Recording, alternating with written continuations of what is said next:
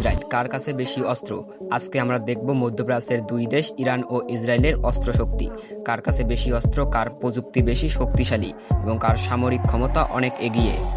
ইরানের সামরিক শক্তি। ইরান একটি বড় আঞ্চলিক শক্তি। তাদের কাছে রয়েছে ৫ লাখ সক্রিয় সেনা এবং ৮০,০০০ রিজার্ভ সেনা। ইরান বিশ্বের বৃহত্তম রকেট ও ক্ষেপণাস্ত্র সরবরাহকারী দেশগুলোর মধ্যে একটি। আঞ্চলিক রেঞ্জের শর্ট মিডিয়াম রেঞ্জ ক্ষেপণাস্ত্র ইরানের হাতে শক্তিশালী অস্ত্র, কিন্তু ইরানের যুদ্ধবিমান ও আধুনিক রণতরীর সংখ্যা সীমিত এবং অনেকাংশ পুরানো, যা বড় শক্তিশালী যুদ্ধের ক্ষেত্রে কিছুটা অসুবিধা হয়। অন্যদিকে ইসরায়েলের সামরিক বাহিনী ছোট হলেও প্রযুক্তিতে অনেক এগিয়ে। তাদের কাছে রয়েছে অত্যাধুনিক F-35 ও F-16 যুদ্ধবিমান রয়েছে। মার্কেভার ট্যাঙ্ক, ড্রোন ও উন্নত রাডার সিস্টেম ইসরায়েলের প্রতিরক্ষা শক্তিকে বহুগুণ বৃদ্ধি করেছে।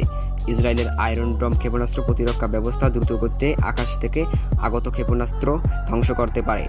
এছাড়াও ইসরায়েলের নিউক্লিয়ার ক্ষমতা রয়েছে, যা তাদের আঞ্চলিক শক্তি ও পরাশক্তি প্রতিযোগিতায় বড় সুবিধা দেয়। এবার দুই দেশের তুলনা করা যাক। পরিমাণের দিক থেকে ইরান অনেক বড়, তাদের সেনা সংখ্যা এবং ক্ষেপণাস্ত্র ফ্লিট অনেক বেশি। প্রযুক্তি ও আধুনিক অস্ত্রের দিক থেকে ইসরায়েল অনেক এগিয়ে।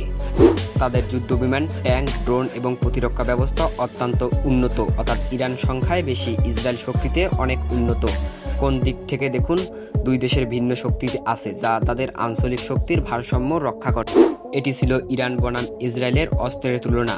আপনি কি মনে করেন সামরিক শক্তি বেশি প্রভাবশালী? কমেন্টে জানাতে ভুলবেন না। ভিডিওটি ভালো লাগলে লাইক দিন, শেয়ার করুন এবং আমার চ্যানেলটি সাবস্ক্রাইব করতে ভুলবেন না। আজকের এখান থেকে বিদায় নিচ্ছি। দেখা হবে কোনো পরবর্তী এপিসোডে।